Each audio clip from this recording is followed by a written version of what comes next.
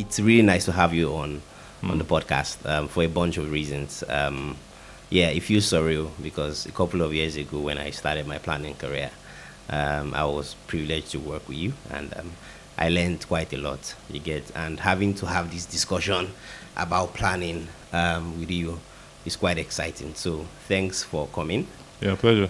And yeah, thanks for all you did. And I really hope we can really have a really good discussion about planning here today. So the first point of call for me, is to just let's see if we can first of all try to unearth and unpack the origins of planning. You get, how do you see those origins? I would like your take. You get, and then I'll probably give it a go after you're done. Yeah, it's nice to be here. It's been 10 years of real account planning history that's made in Noah's Ark, right? And it's exciting to see how that is expressed in this room. Between two of us, we have 10 years of account planning history. Okay, so I think there are many ways to think about the foundations of account planning in terms of when you deep dive into it. There are three things you really need to think about: the foundations of account planning itself, the forms in which it manifested itself, and then obviously the formats that were eventually derived from the experience. Okay. Obviously, account planning emanated from the UK, right? Yep. So most of the pioneers we know about, likes of Paulette, Yeah, Stanley Pollitt, Stanley Stephen Paulette, King. yeah, Stephen King, right? Emerged from that. So I think in many cases people don't reference the origins in the construct of needs, right? So when Drucker was talking about the world of the era of the knowledge worker, right? Yep. I don't think he fathomed that in the creative workforce you would need an insight worker to evolve, right? So a chunk of the challenges that came through were the fact that the advertising business was now needed a bunch of real tangible insights and also real tangible information to actually drive creativity beyond intuition. Yep. Right. So it was need that actually drove it. And Right. I think the fact that there was a whole lot of data that was being gathered at that time. You had market researchers who were working in the background, and a whole lot of the research they used to carry out did not make it into the front desk, basically. So it was almost relegated to the back burner. And I think the JWT model, if I remember correctly, was to say, let's convert one of the market research people that we know, let's convert them into an equal partner with the creative or with the account management person to actually inform the process with a lot more data and then get a lot more consumer feedback into that process. Yes, and that's very accurate in terms of the role of the account planning person was to actually improve efficiency. Yep.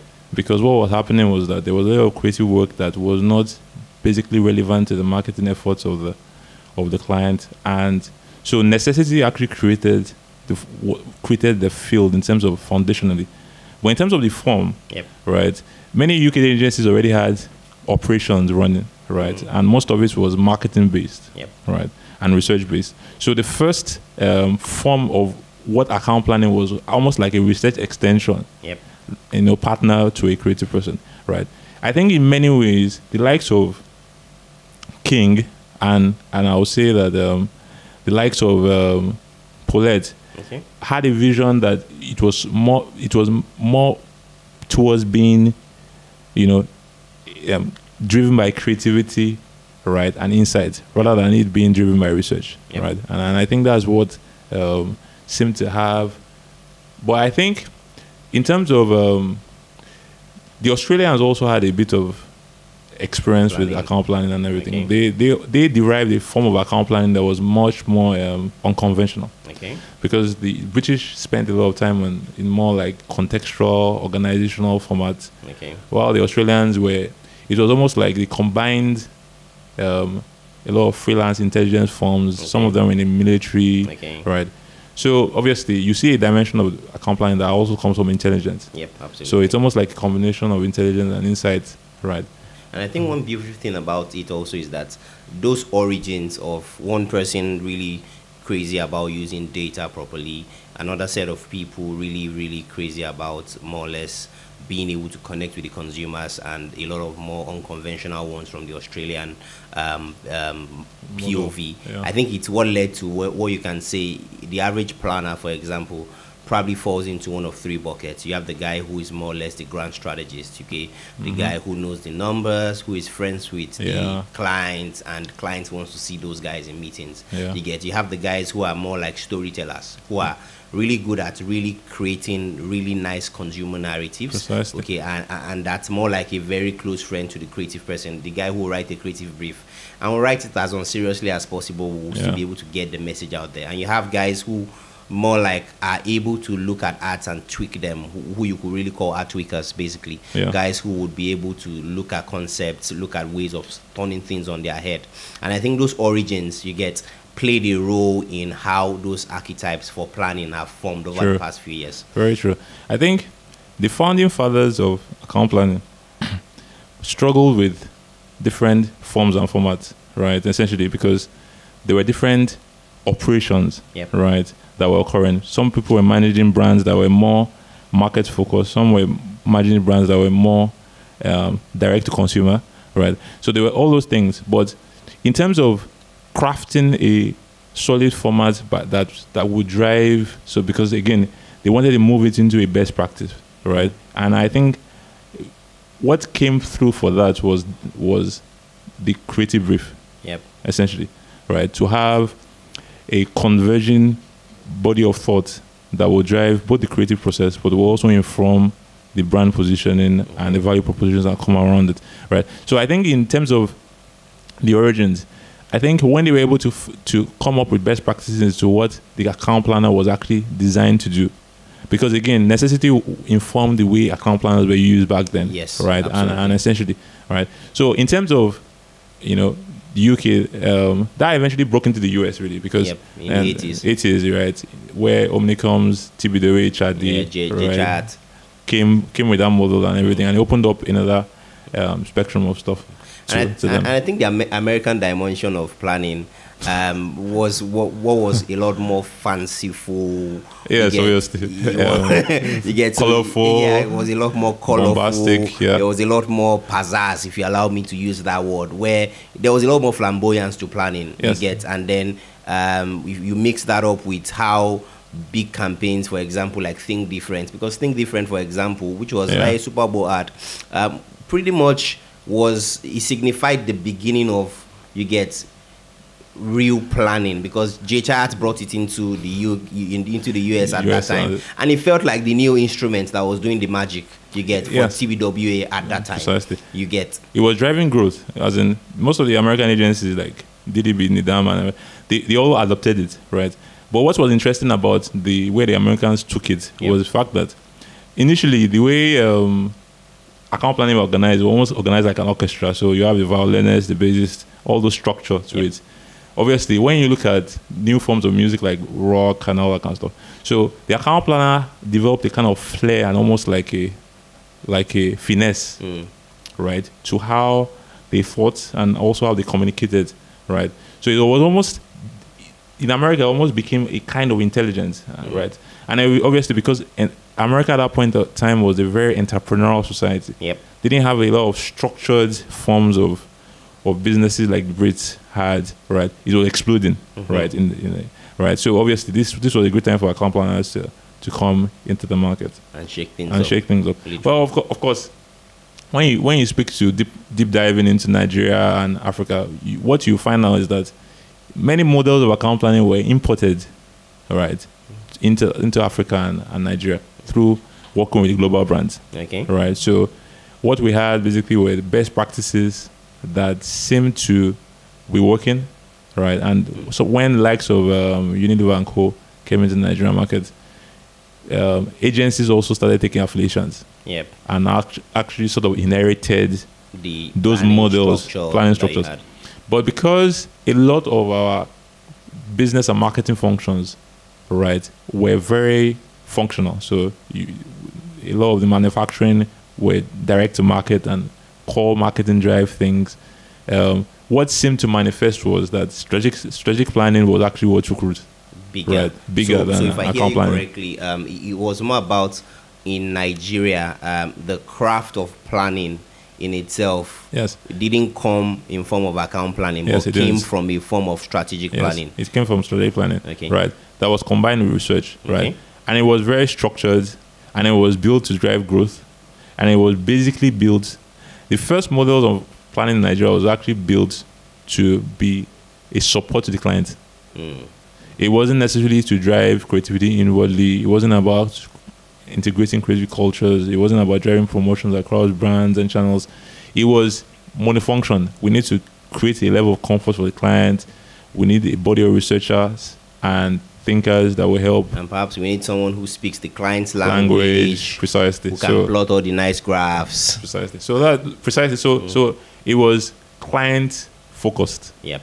Right. And I think in many ways, the established entities like Troika and Cases, right, have a very wealthy history of strategic planners and planning, right? Because they had legacy businesses. They came from an established cultures of, for lack of a better word, suit wearing, cultured, aristocratic business models, right?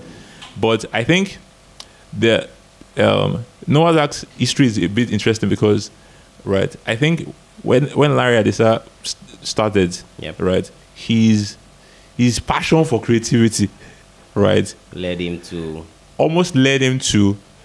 pick up the purest form of account planning necessary, because obviously the truth was that a strategic planning environment within the history of Noah's Ark would have been a different manifestation in terms of. And would you and I think I'll speak to that again, because again perhaps it's as a result of his background, he's always been a really creative person, and so what that basically meant was that he was looking for literally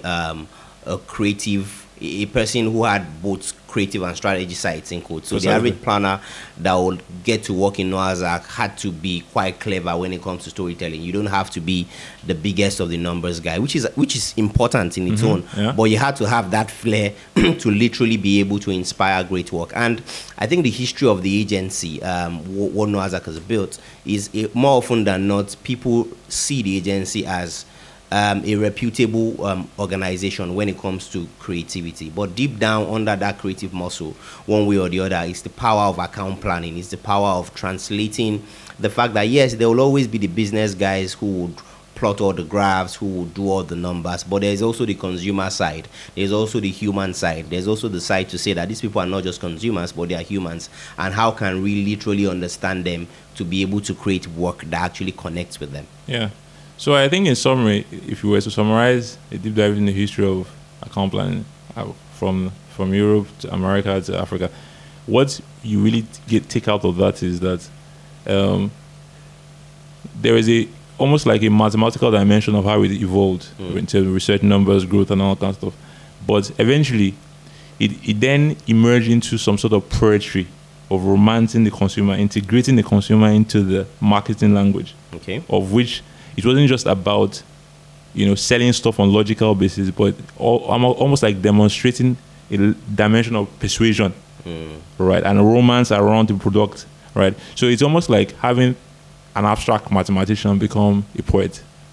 That transition is in some way how right. So you find out an account planner actually vacillates, or for lack of a better word, is centered in those two worlds, which is the world of abstract logical thinking, data, mathematical reasoning, and then the emotional world of deep psychology, sociology, storytelling, behavioral economics, and understanding those dynamics. So he's a hardcore logic person, but he's also a hardcore, or rather softcore humanist at his core, right? So I think that defines a hardcore logic person and a softcore humanist. Now, I think I want us to really talk about, I think one thing that's critical that planners really like to talk about are insights. I think insights for me, I like the Jeremy Boomer approach to defining an insight. It's clear. It says when you open a refrigerator, 2 seconds before you open a refrigerator, the light doesn't come on, you get, but it doesn't mean that the food that you have in the refrigerator is not there, you get. But when the light comes on, you eventually are able to see the entire content of that refrigerator. That's how Jeremy Bomo defines insight. So for you, what are insights? And I want us to also spend time talking about, not just because, again, with the way I work, because of my role in NOASAC as planning director, we've learned to be very open-minded when it comes to insights. You get, we like consumer insights, but again, we like cultural insights. Sometimes all you need is even a product insight. So I want us to discuss insights generally, your POV, your take on insights, and then I can just come back to share context on how we look at it here, and perhaps how you look at it differently with DDB, which is more like a global agency with all the tools and frameworks and the likes. Okay, so I think the interesting thing about insights is, okay, obviously there have been many definitions of insights, and people have always wanted to describe insights in different ways. Yeah. I think the first thing to take out in terms of how you think about insights is that insights are almost like this wide, ever expanding body of mass and real estate, right? Why? Because insights are almost, in certain definitions, they are a unit of understanding, right? So the same way you have kilograms as a unit of measurement, insights are units of understanding. So an understanding manifests. That's an insight. Yeah, that's an insight. Right, because insights, actually, understanding manifests itself in insights, and insights manifest themselves in many ways, right? So, because insights themselves are almost, they exist in different fields. So you have category insights, you have consumer insights, you have product insights, you have human insights, right? But in terms of describing or even defining what they are, as a unit of understanding, so they are understanding into the underlying motivations of causes, or underlying effects. So it's about understanding the underlying causes of operations, perceptions. So because understanding itself is a limitless pool of human meaning and relevance, it's insights basically are those things that allow you to, like you said, turn on the switch on deep operations, either within the human psychology, or within the cultural psychology, or within a product's meaning, right? So in terms of meaning also, this is also very important, because apart from being a unit of understanding, in some instances, it's also a unit of meaning, right? How do you mean? In the sense that, what I find interesting about insights are that, as much as there are things that we understand about, for instance, you can have a consumer insight that gives you deep understanding of what motivates a consumer, right? A consumer, which is something that Ben Bach referred to, which was that there were powerful motivators in the human consciousness that drove them to different things. Fine. But in terms of a unit of meaning, has more to do with actionable insights, right? Which is basically like saying that when an insight has deep meaning, or can convey deep meaning either to a consumer, right, or to a group of people, then it has real potential of creating a movement.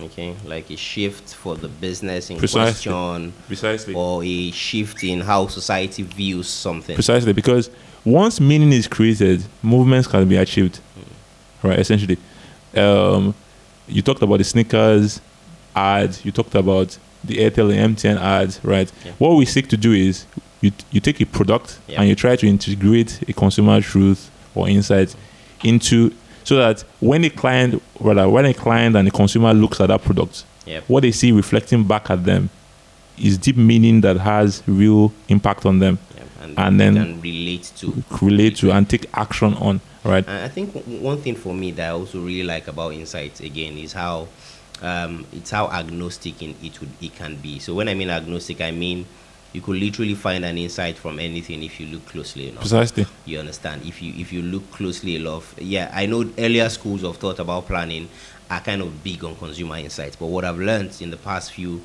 years also is that I love consumer insights. You get, they are really amazing, but again, it doesn't hurt. You get to look beyond a consumer insight and to even look at the insights that you can glean from a category, for example.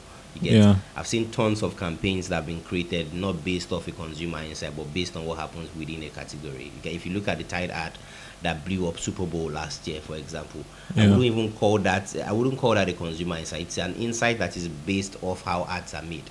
True. So it's literally them trying to trick us, in quotes, that it's like trying to tell us that, guys, yes, you should look closely. Okay, all ads, and I think the insight is quite clever. When you look at every single ad, you get everybody wears clean clothes. You get, and the flip was that, hey, every single ad, you guys, is a Tide ad because you are wearing clean clothes in the ad. That's how broad you get. Planners need to think when it comes to getting into insights and being able to do it constructively as it is. Very true. I think in many ways, the critical thing about insights is a universe of whys, of asking why something has happened. It's a universe of asking those why questions. But I think it's also very important to think of it as a currency of engagement, right? Because, like you said in reference, that consumer insights are usually the ones that are adopted as a storytelling framework, right?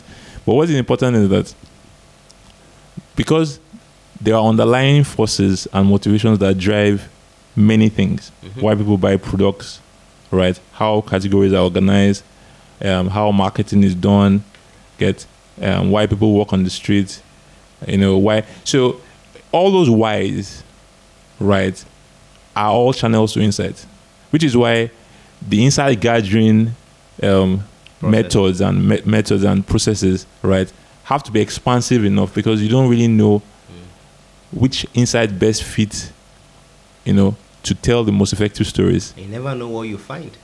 Precisely. Which is why I'm saying that insight gathering works on two levels. One is the ability to see beyond what you see and understand. And then the second is the ability to communicate, right, that insight within a deeper story that sells something. Right? So those levels, so it's one thing to find an insight, but to understand the angles to which to deploy it, to understand to what length and what extent it should be meaningful, are all almost like they are also products of insightful thinking, right? Because it's almost like, how will I describe this?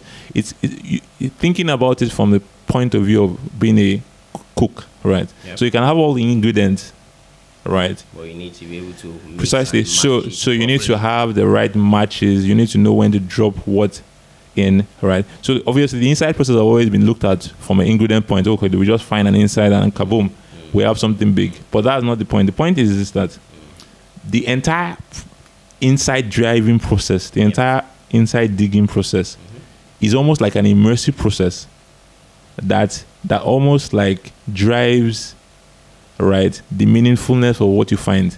So even if you have the best ingredients, for instance, you don't have the right kind of cooks, what then happens is that you end up with food that no one really understands. What was the purpose of this in the first place meal? So does this allude to the fact that, if I hear you correctly, is that, again, insights, the process of gathering insights, be as open as possible in terms of what you find, but again, even the process of communicating those insights to maybe the creative team you eventually get to work with, so that at the end of the day it's not lost in translation, even though the insight is right, and then you find out that the execution falls flat one way or the other. Precisely. Which is you are pretty right in the terms of what you are saying, because it's back to what we are talking about insights. I described it as you need to understand, but in many cases, as you mature as a account planner, what you realize is that insights actually are ways of thinking.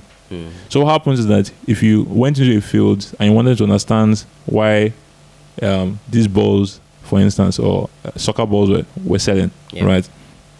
So you pick up this insight from the soccer moms, you pick up insight for the kids and everything. But entirely what happens is that after the body of insights come to you, or you start to process the numbers and you process the insights, there is a shift in thinking. So insights are almost a way of thinking. once the level of information and exposure to a body of knowledge or markets, right, they almost shift your thinking to a space, right? So what happens most of the time is that even when you give insights to people that are marketing people, the way the insights are expressed, right, actually show that they have no clear or deep understanding of some of the insights that they are utilizing, right? So I think in many ways, the thinking that is involved in an insights driving process and the insights themselves that are discovered are one and the same integrated process, right? It's actually a thinking process that must be followed through and must actually come out with something that. So for me, again, one acid test I use for insights is, can I write there are insights that would be strictly for creative purposes, you get, meaning that you just be able to execute a good ad out of this, you get. But beyond that, what we also try to look out for is, can this insight also create a brand platform? For example, can it create a shift in the business of the guys who work on it? And I think those are real tests of how far insights can go when you really get it right and when you invest in the right amount of knowledge and processing, like you said. And I think what hit me from a bunch of the things you said was that definition about it being a unit of understanding. All puns intended, that itself is an insight, you get. It's an insight into what insights are, you get, and how we should use them, because what it does to you when you look at insights as a unit of understanding is to say, how do I get a better understanding of the next thing? How do I even fuse these units together into what, because a unit is like the smallest part of anything. How do I fuse these units together to literally create a jigsaw puzzle or to create a picture? How do I take one piece, you get, and join it to the other piece and create that really big picture that people are able to relate with? Okay, want to go? Yeah, so I totally agree with you, because if you don't simplify the definition of insight, then you limit it to where you can find it. You limit to what it could mean, or to the extent to which it can be used, because you then say, okay, look, if I'm looking for a marketing insight, right, it must come from a market, right? Not necessarily. It could be a bunch of other things that actually reveal the insight. For instance, if milk brands are being sold in the market, right, through shopping carts or even retail stands, right, that could have a real impact on how, if you connected that to how moms arrange milk brands on the shelf or in the kitchen. So there are a lot of implications when you think about understanding, which is why the account planner's realm of understanding must expand and always expand, because you need to understand so many things at so many levels, and those things are really important to how, in terms of insights driving campaigns and marketing. What's important is that, yes, you're going to have category insights, you're going to have channel insights, you're going to have product insights, brand insights, market insights, and also human truths, consumer insights. What then really becomes meaningful is the potency, right, of an insight to create a movement of new customers, or to create a new consciousness, or to create a new drive, right, for engagement. Okay. Right. In terms of, so here we also talk about hierarchy of insights, right, which is that after different insights are discovered or found, we need to identify which are the ones that will then be used within the campaign and be effectively deployed.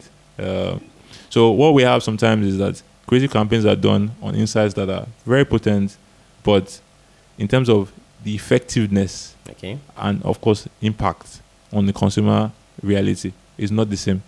So no two insights are necessarily always equal.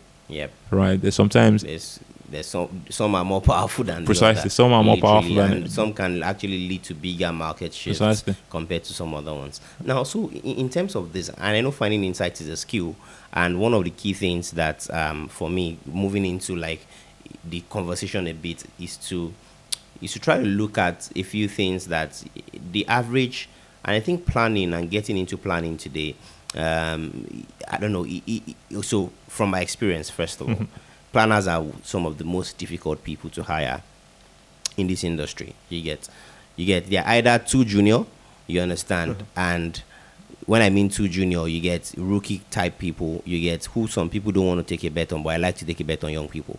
Or they're either very, very experienced, you get, and have moved on to consulting, moved on into data roles, or moved on into a lot bigger things. And a lot of people will have this question in their mind in terms of what's that toolkit? What does it look like today if I really want to get into planning? What should I be familiar with? You get, what should I read? What should I literally listen to? You get, who should I follow?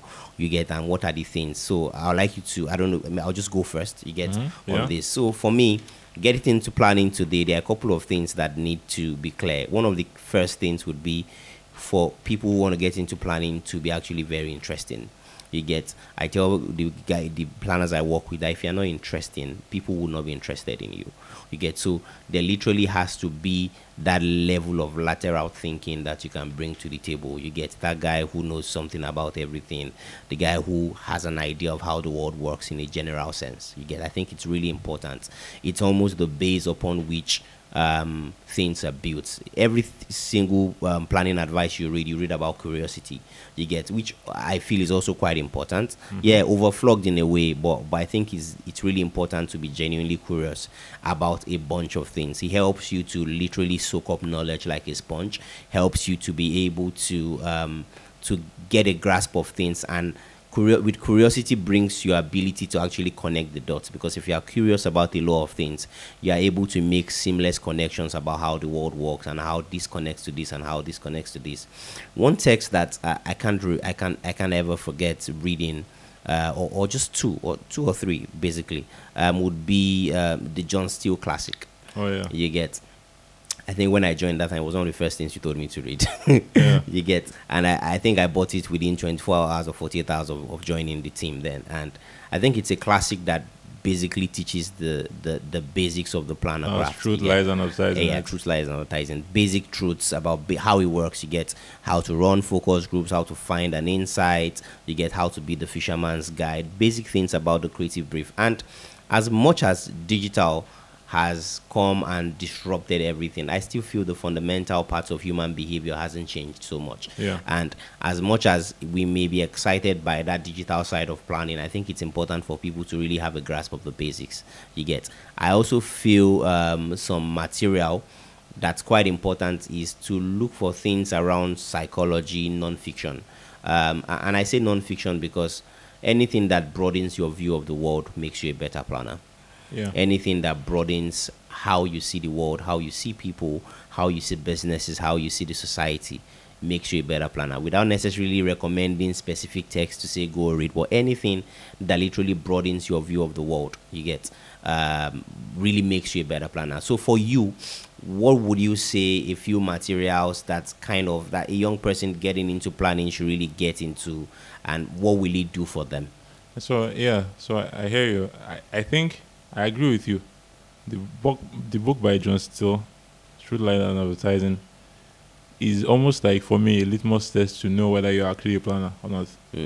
Because yes, there are a lot of things about planners. They've talked about curiosity, being a sponge.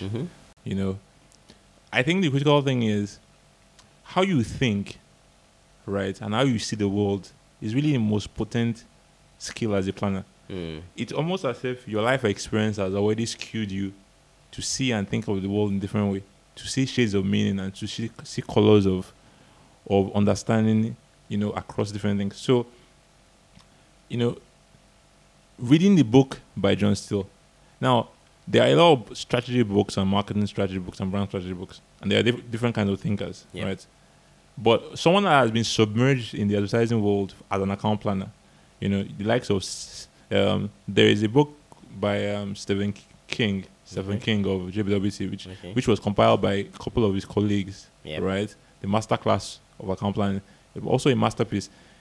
The thing is, there is something that happens to account planners after years of being working under or working in the creative field. Their thinking almost morphs and almost becomes this very fluid force of meaning. So it's back to what I was talking about, units of understanding. One of the ways that an account planner because again, no account planner, two account planners are usually the same. Yeah, right? absolutely. They come from different histories. There are different kinds of them, Yep. right? But one thing is the fact that there's been a kind of reorganization of their experiences. Some of them have jumped into different careers at different times. Yep. Some of them have millions of hobbies. Some of them just have a crazy way of thinking, right? But even within those constructs, they have a clear understanding. They have a natural, organic, strategic thinking process, which was formed maybe by events in their lives or their experiences. Then there was also an affinity for creativity, which is that they think creatively and also think very logically in a certain way. So those are things to consider. But my take on this is that what usually helps, or at least in the Nigerian climate, what has really helped is that most account planners, right, usually find a mentor, right, get into an internship. That's actually how they know they're account planners, because actually by internship or by the boot camps, you actually know. So it's not something that, because they are strategists generally, and they are also marketing people who work on the client side, who work on different aspects of activations, brand management and client service management, and also business management, right, account management. But planners are very different. They know when they find their path that this path is theirs, right? And you also need to understand something about, because I could say, what I realize is that there are rookie planners and there are also established planners, right? And there are different kind of planners, like I said. There are strategic planners, people that think through case studies, they think through strategic processes, matrices, precisely, data patterns, that. data sets, and all that kind of stuff. They have an organized, logical, principled, coherent way of thinking. Right. So that's the traditional strategic planning. Account planners are very different. What they have is that they have interruptions in the strategic process, thinking process. They go into creative bursts. Creative bursts of inspiration. They are able to sell an idea Precisely. even if a creative person is not there. So they alternate between logical fields and creative fields. They alternate. There's an interaction. There's almost like an intercourse between creative thought and logical thought. And what is also more important is that their unit of understanding is converted into meaning easily. Because when you think about it, a bottle is a bottle. Right. If you sit down and ask people that actually make bottles in manufacturing or in factories, their definition of a bottle is different. Someone can describe a bottle to be a means of livelihood for his family. Someone can describe a bottle. So bottles a bottle can be a weapon in the hands of the wrong people. Bottles can have different meanings, right? Right. So to understand a bottle, you have to understand its meaning, in reference to many other things, right? Which is why I was talking about insights as unit of meanings, right, and also unit of understanding, because there's an interaction between meaning and understanding that continues to shift as cultures and generations come, right? So for instance, you know that men wearing dreadlocks meant something totally different, and when you were a kid, than now to now, right? The world is changing. Precisely. You knew. So the world is the same and different at the same time, and that whole interaction between sameness and difference is basically what the account planner seeks to find. I would like us to touch on the role of digital generally in the planning landscape. And one of the things I know that digital has done has been so human behavior, like I said, digital or not, hasn't fundamentally changed over the last century. You get. Sure. What has happened is we've had different platforms to exhibit our human behavior. You get. Sure. So for me, what would you say that digital has pretty much done to planning as a discipline? One key thing to note is that it's allowed us to get a lot more data. It's allowed us to move the concept of ethnography, for example, into nethnography, You get so you are able to say studying cultures and studying people into studying how they behave, and that way, one way or the other, it allows you to really unlock a lot of patterns. And it also keeps telling us the story that ethnography and ethnography aren't different. You are just doing the same thing over different platforms. One disadvantage I know, also with digital and its incursion into planning, is that it has made a lot of planners Google planners. Oh yes. It's made a lot of us sit pretty on our desks. And like somebody would say, a desk is a dangerous place to view the world. You get? And I think that's what digital to an extent has done. It's allowed us, we have access to data troves. You can observe patterns, you can get data sets, you can do surveys, questionnaires, without actually going out to meet real people and have real conversations. So for me, it's a two-sided coin, but it will be interesting to see your take on how digital has affected the craft of planning and perhaps what we can do better in that respect. Okay, so I think that in terms of communities, digital is just simply almost like a different manifestation of community. Human communities will always be human communities. But in terms of expression and how they are engaging on online platforms, I think that's basically where the shade of difference is. I think the psychology and sociology that are driving human engagement and human psychology, right, and human interaction, forgive me, right, will always remain the same. I think what is happening now is in terms of content and also conversations that are happening on those platforms, right? So analytics can show you the behaviors, real-time behaviors of what consumers are buying, what they're ordering online, all that kind of stuff, which is important. Yep. But I agree with you in terms of real-life interactions help shape meaning, right? So where it is different for an account planner now is that he needs to be able to not only bridge the creative side and the strategic side of things in terms of marketing and all those areas, he also needs to be able to bridge the online side and the offline sides of behavior and consumer communities, right? So because there are different manifestations of online communities, there are different shades of meaning and shades of behaviors and attitudes within those cultures, right? It almost feels like it's two sides of the same coin. Yep. But you need to be aware of, right, what side you are on. Yes, what side you are on, and more or less integrate the sides. Because what is happening now is initially, offline communities used to drive much of the movement in shifts in behavior. For instance, most behaviors are either inspired or induced. Okay. So, for instance, I buy a Nike pair of shoes because I probably saw a basketball wore it, or I see my friends wear it. So that's induced. Yep. Most people rarely work on inspired behaviors, which is I go into a lab and I'm inspired to create something new, right? Altogether. So what's happening now is that most of the behaviors are induced online and then spill offline, as versus a couple of years back where it was you really needed to sit in the store, you needed to sit in an ad. Right now, you could just see a picture of something online on Instagram, and that leads you to something else. Yep. Right. So, as much as there's really no difference in trying to understand what the account planner is doing, he has more worlds to navigate. Okay. Essentially, he has more tools to use. He has more information to deal with, and he still needs to integrate all of this into a simple construct of action.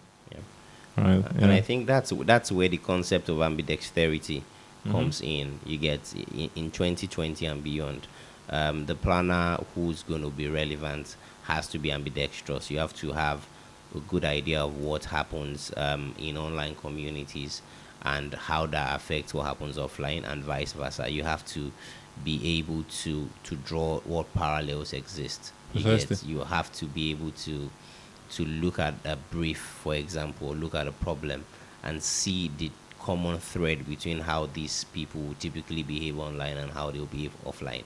You also have to be able to because we're in an age where there's a lot of where people want to break things and move very quickly. What digital really allows planners to do is also to rapidly test their ideas. you get, and to see if they are working, rather than with and if you look at it from the point of view of effectiveness as well, you get, what digital also does to a large extent for a planning person is to be able to have real-time feedback about who is watching, about who is listening, about metrics basically. So I think the measurability part of online communities and digital platforms and digital campaigns that are run has a way of helping the planner report his metrics better. So that's one huge advantage I'm also beginning to see. For example, in a market like ours, where you literally have to beg clients for data after you're done with the campaign, and there's no so much integration between because clients are afraid, hey, you're on this site today could mean you could work for competition the next day, so they don't want to share their data. But what digital does, you get to the planning function, would be to help you measure a lot more, help you look at the impact of the work you're doing, and really help you drive efficiency, and you're able to report more cleverly, precisely, and more intelligently. In terms of real life measurements, you're right. You can measure feedback real time online, right? And you can also test things real time. The challenge, however, is that with the speed comes also the speed of shifts and fluidity. So you can test something today, and by next week it's changed. Right? You can test something today, and by next month it's changed. You can, and then so the disparity between when responses are mood based and when they are truth based, right? So what I'm saying is that digital does bring speed, right? But it also brings its own complexities, right? There's also the construct of digital as a different language of meaning, right? So all in itself. Precisely, language of meaning. So of course, in offline communities, there's a way we speak that on online communities that we speak differently. There are undertones. There's an undercurrent of meaning. There's almost like a different language field and meaning field, right? So it almost feels like the planner has to be submerged in that world, right? And also be submerged, especially in Africa or Nigeria, and also be submerged in the offline world, because we still have predominantly a large quantity of population that don't live their lives online, the Western societies. So I think we still have to grapple with those challenges. But like I said, with its advantages, it does come with more complexity, and you also have to know what you are navigating, right? Because the truth is, the question has always been about how do you convert online activists and communities, online activity, for lack of a better word, into real-time sales, into real-time marketing, into without necessarily, like in Nigeria, we know that ordering online is not at its highest. So far. So those are aspects of areas that the client is looking to unlock, and where the planning person or the account planner can actually come in, essentially. So it's the same. It's like we normally say, it's almost as if it's the same literature, just that we now live in a different time of experience and expression. Right. So no one is writing about Shakespeare and all that kind of stuff. Right now, it's the same language, but almost like a different frequency. All right. So I think going into the years, we're going to see a new dynamic kind of planner that bridges not only offline experiences, because we're talking about integrated brand experiences offline, but also now deep dives into another, seamlessly able to connect them, both worlds, being able to interact with micro communities online, interact across platforms the same way your channels offline, like that we were used to. Above the line, below the line. There are also multiple channels, right? To navigate online. In cases where they even have to create new kind of channels. So there's a lot of deep waters there. All right. So like if we refer to John Steele's book, where he was talking about where to fish. In this case, the lagoon has expanded. The lagoon has become an ocean, literally. Precisely. So and there's a whole lot more. So the fishing is almost now around has to be almost become a science and an art integrated in the same thing. And you need to move perhaps from using a hook maybe to using a fishing trawler, or being able to then sift out what needs to be taken, because again the challenge will also be there's a lot of information out there, you get, and the smart planner in quotes must be able to sift, you get, from all you have out there to be able to look for what makes sense. I was reading the stats that says that about 90% of the data you have in the world today was generated in the last 2 years. Yes. So what that basically means is that there's so much, and I think we'll still come to where we talk about data and intuition. But again, just to shift the conversation a bit, I want us to put each other on the spot in quotes. Let's talk about some pieces of work that we've done that we feel that the insights were quite right. And maybe one piece of work that you've been directly involved in that you felt that the insight was quite right, and then maybe one piece of global work that you felt was really good as well, that you felt that the insight was quite right and these guys really got the planning quite right.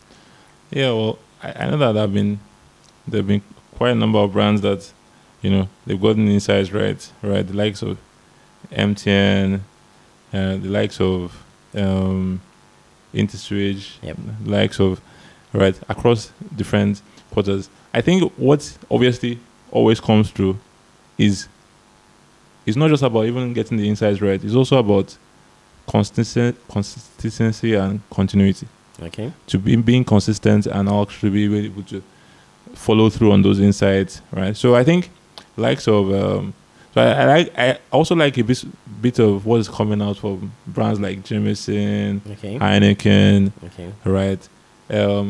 Globally, right? Nike has done a fantastic job in terms of their ads, using the irreverent characters they've used. We've also seen the likes of Dove do some great stuff, right? We've seen the likes of Apple has done some great stuff, iconically in the years past, and we've seen Coca-Cola has done some good stuff too. Right? The happiness experiential campaign was brilliant, right? So you have people that have found insights, and when those insights have become a way of thinking, they've created a culture and a shift, right? And that happens when the client allows those insights and those experiences to manifest itself fully. When there is circumventing, when there is piecemeals of insights-based work, then the impact of the insight-based work becomes almost like neutralized or watered down. Right? So one of the things that challenges that clients face, even when they come up with really powerful insight-based work, is being able to allow that insight lead them into deeper meaning, into deeper engagement with clients, with the consumers, and also expand their market influence and reach. Right? So any work that you've done that you're particularly you want to talk about from the point of view of getting this insight and really nailing it? Yeah, so I think on some of the MTN's work, I worked on the Pulse campaign with Files. Right. I worked on the Man in Box nice. I like idea that. with MTN Business and stuff. So there's been a lot of work that has been done in the past that we have been part of. Right. I think I'll take one of the I'll take the Pulse campaign, for instance, right, which was really about irreverence, right? The fact that there was a shift in the youth culture that was calling for a new kind of thinking, right? That was not based on servitude and conformity and status quo, right? And that insight itself, led to how that entire campaign was approached. Right. In terms of the Man in the Box, the insight that creativity shouldn't be in the box itself was challenged because the average businessman feels as if he's trapped by all the conditions around him. And so that was all about turning that on his head.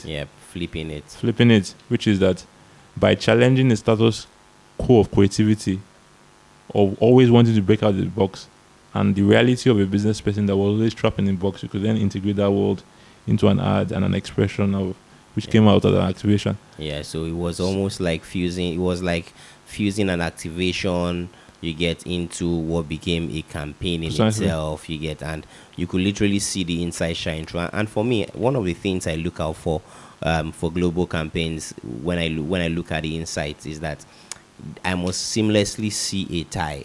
You get between what the insight is, what the idea is, and what the execution is. True. You get, and I'm still testing my hypothesis. You get, but I have an hypothesis that says that your insight can be your idea, and that same insight that became an idea can also be how you execute. And sometimes I use that lens to judge some of the campaigns I'm really, really, really, really excited about. If you look at the Under Armour work, for example, that had Michael Phelps, the insight was simple. What you do in the dark is what puts you in the light. You get, and that was what they literally, that was the insight, and that was the idea. You get, by showing him training and all that, and that was the execution in terms of what you eventually saw in the film script, what you saw, even what they did with other artists that were in that series. If you look at the "You are not you if you're hungry" as well, that's the insight. Even though it's a Martian proverb, you get, but people are not them when they are hungry. They behave irrationally, you get, and that became the idea as well. And when you look at the execution, you also find out that they are able to literally show people not being themselves when they are hungry. So for me, that's almost like a rapid fire test of if these guys got the planning right, if the insight can literally write itself as an ad. And I'm bringing it back home. I think one of the works that I've been part of really was the Data is Life campaign. Yeah, creating Data is Life 1.0 from the very scratch, I think about 4 years ago. And what that did also, if you look at Data is Life, it also literally passes that test of being the insights. You get, when I was doing the research at that point, I had young people telling me that when they don't have access to the internet, he almost literally felt that they were dying or they were dead, or he almost felt like they were lifeless. You get, or he felt like I'm not on this planet altogether. You get, take all those insights and how people had equated data to the basic essentials of life, such as water, such as air.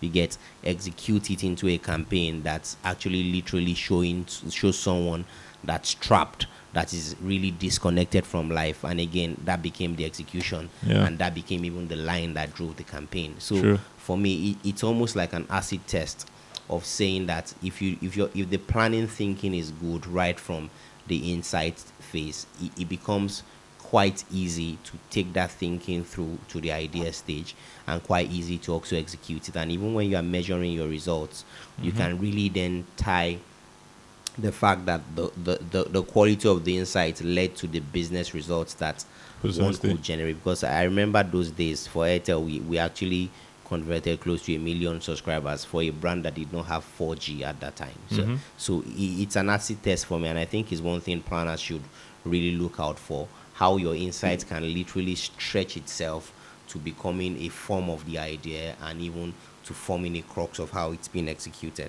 So I want us to also look at data. I know it's the world of data. I spoke about 90% of all the data we've generated has happened in the last 2 years. And there's also the role of intuition in planning. You get, so what's your take on how data and intuition interact when it comes to planning? Okay, so I'll go back to the foundational definitions and construct of account planning so that it's easy to connect it back, to reintegrate it. Yes, because I think the real key thing about which we talk about the insight and the idea is that there is a lifeblood that runs through the insight into the idea that gives it a life of its own.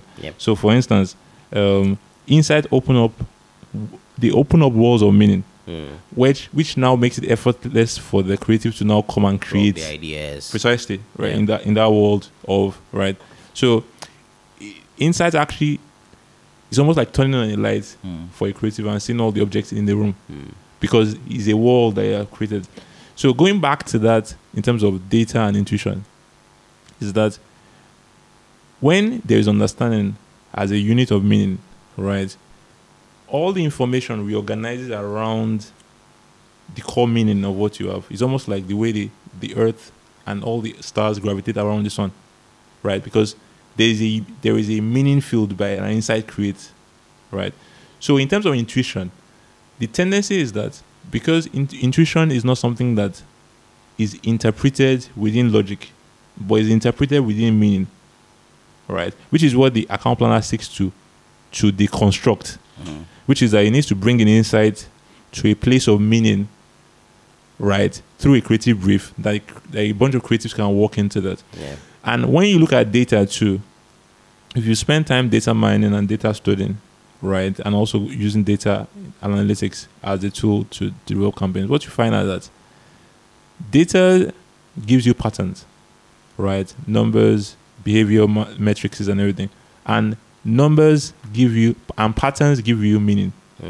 So it's about looking through a bunch of patterns and carving out a meaning to what's happening. So if you tell me that 10 people are eating cornflakes or other cornflakes through an online platform, that's good because I know that 10 people are buying my cornflakes. Yep. I just might not know why they're buying my cornflakes, Yep. right, and why they're buying it online. Okay. All right. So in terms of for the data to make meaning, you have to still interrogate the data and find the meaning through the data. So meaning can be found through different kind of insights and different kinds of information. Okay. But the critical thing is this, that what connects intuition to data is meaning. The intuition must be brought to a space where it does something meaningful or speaks to something meaningful that the creative group team can use, and then the business and also the marketing strategy can be derived from that. Yeah. And the data also speaks to that meaning. So what basically happens now is that, right, when we extract what this bunch of data means, right, we can then juxtapose that with our intuition and find the most meaningful way a campaign can be developed from it. So it's not there's a need not to almost like not to separate intuition from data, because so it's not like an either or thing. Precisely, because what it does is that it actually gives credence to your intuition, right? By seeing a data set that manifests in the same way your intuition is flowing, right? Gives real substance and real proof to why that marketing campaign should go that way. Yeah. All right. And it also almost intuition almost helps reverse engineer the body of knowledge, because what happens is that you find an insight, you share with the creative team, they begin to develop it, right? As they begin to develop it, you see lines of meaning and shades of meaning and patterns, which gives you a fuller grasp of what the meaning field is there, and then you can then reorganize the body of work after when it's all developed into a full integrated account plan. Yeah, that goes. And if you look at it, if I tie that back to what you said initially about the role of the planner being almost that mathematical person who's also a poet. You get, at the beginning of this podcast, we mentioned the fact that you are almost that abstract, logical person. Yeah. You get, and on one hand, you are a hardcore abstract logic person. On the other hand, you are a soft type creative or soft type person who is able to look at the softer side of issues. And I think the nexus is what actually allows you to really come up with really great stuff. For us, for example, one thing we try to do getting into any project is to get all the data points you can get. They will always be useful. Like I like to tell the team, data tells you what, you understand. Your intuition and your interrogation of it tells you why. You understand. And you need to answer the two questions when working on any brief, particularly. If you answer the what, you understand, and you're not able to answer the why, all you see are a bunch of numbers that don't give context. If you are able to answer the what, the why, and then the what was not answered, it almost feels like you took a leap. Okay? You're answering, you know, in university when you used to have precursor or prerequisite courses, maybe an MTS 101, you had to pass it before doing 102. So if you answer the why first with the qualitative data and the intuition, you literally are taking the second course in quotes, when you missed the first one, which was like a prerequisite. So I think it's that fine balance of being able to look at those two sides of things, and then being able to bring out meaning, like you said, to it. Now, a key thing also that I want us to touch on would be looking at that shift you get, because the way the business is structured, the normal planning person, you get, at some point the guy moves from being a core account planning person and perhaps moves into roles in and around strategic planning. You get something that's a bit more empirical than what he's currently used to, or a bit that has a lot more rigor. So what are your thoughts on making that shift? What things do you think one needs to put into cognizance in terms of making that shift? Okay, so I think one thing that makes the shift easy is that when you interact with insights at a unit of meaning, right, what happens is that you eventually interact with different kinds of insights. Yeah. And as time goes on, you realize that what every insight really does is tell you a story, right? Because people don't understand insights in an empirical way, that, so stories are almost like a currency, right? It's almost like the basic currency of how people relate or understand things, right? So what happens for when you are transiting to a shift is that in a scenario where insights is the storyteller, right, data becomes the next storyteller when you are moving to a strategic planning role, which is that, like one of my colleagues from, I think, one of the Asian markets usually says that you let the data tell the story first, and then you lay out the story you want to tell upon the story that is telling, so that two stories are working together and so almost like operating within the same construct. So what happens from that point of view is that account planning, it's almost like a bridge. It's almost like a bridge role, right? Where you are integrating the client's objectives with the creative instructions that will guide the campaign.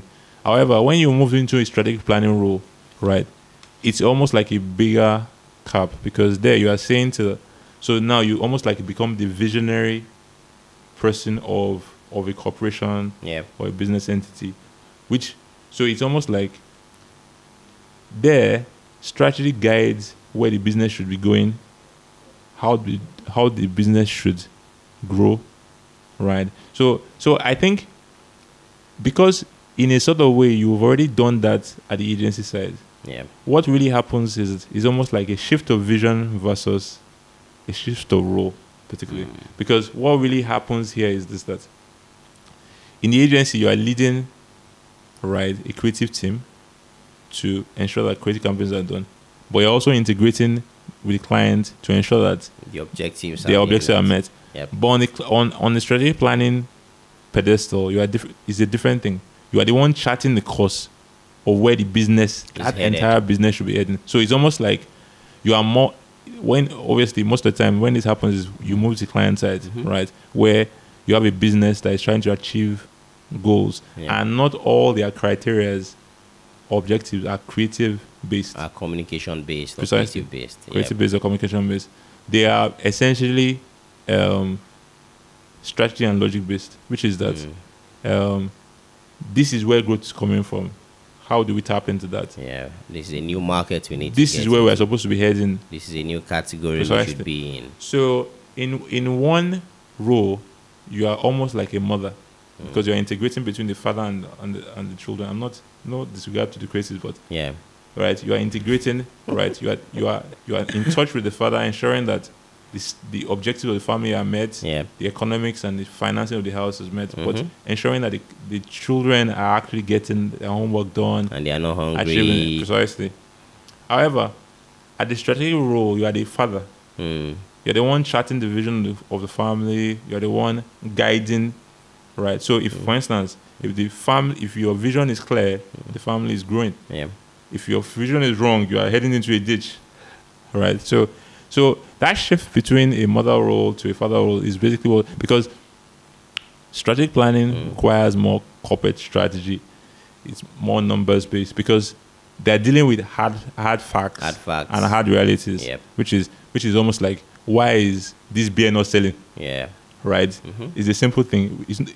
And the solution to it might not be another campaign. Solution might be tweaking your channels, for example. Tweaking your channels. Solutions might be taking another look at your route to market.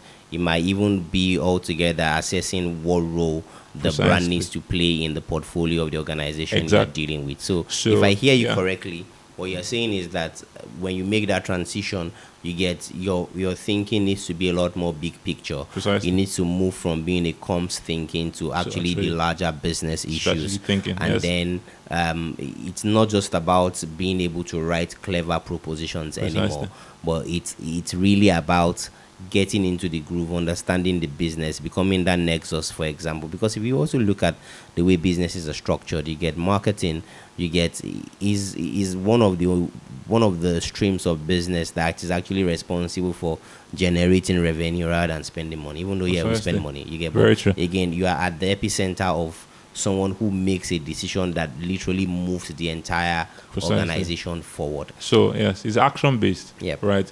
Which is all based on strategic action, which is, for instance, I would describe it this way: if you are an account planner, you are almost like a midfielder in a soccer match. Why? Because you are supplying the passes to the attackers, right? You are shielding the defenders, which are the account managers, right?